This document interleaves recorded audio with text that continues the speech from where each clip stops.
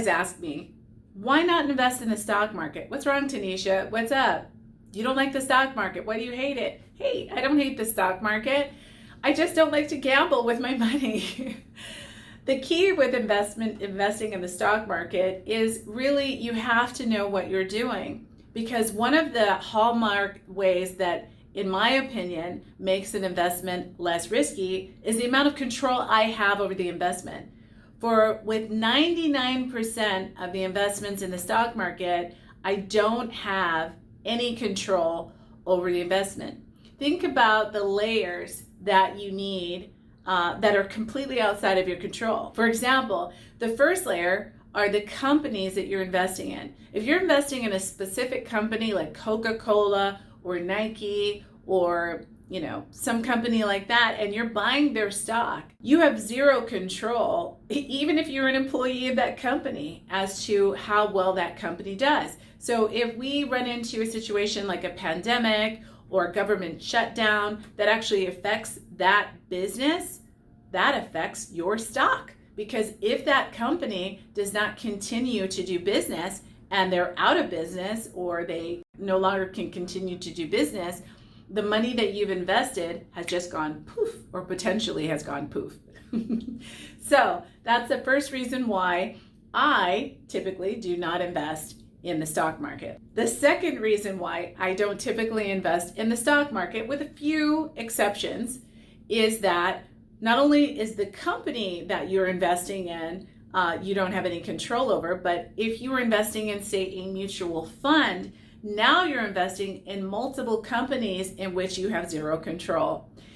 Now, if you're investing in a specific industry, that may make it more risky or maybe even a little less risky depending on the industry. But let's suppose that it's a fund that deals in, say, car dealerships or restaurants, and that particular industry gets hit by whatever situation arises. Again, that's something you have no control over. So not only do you not have control over what the president or the CEO of that company does and the valuation, or what the government does or government regulations, but now when you're in a fund, you've got other layers on top of that. You've got a fund manager who actually is running that fund, and they have control over those investments, but you don't. Another factor would be the stock market itself. So if we have any kind of economic or political turmoil, the stock market could go up, the stock market could go down. And again, that's a third layer that you have zero control over. One of my hallmark definitions of whether or not an investment is risky has to do with the amount of control you have over that investment. The more control you have, the more control you have over the investment itself or the amount of money it makes it less risky for you, right? So if I, for instance, you look at a business, if you invest in your own business and you have control, complete control, let's say that you had complete control over how well that business does. In other words, the profitability of that company, the decisions were all yours, then you would have less risk than running a business or investing in a business in which you had zero control. So control is one, not all, but it is one important part of determining the risk factor involved in an investment. So with all of the layers involved that make stock market investing unpredictable and outside of my control, that is the reason why I typically, with very few exceptions, do not invest in the stock market. Another way that a lot of people invest in the stock market is they tend to trade. And if you are a trader and you like to trade or trade options in the stock market, that's great, especially if you have the expertise and you know exactly what to do.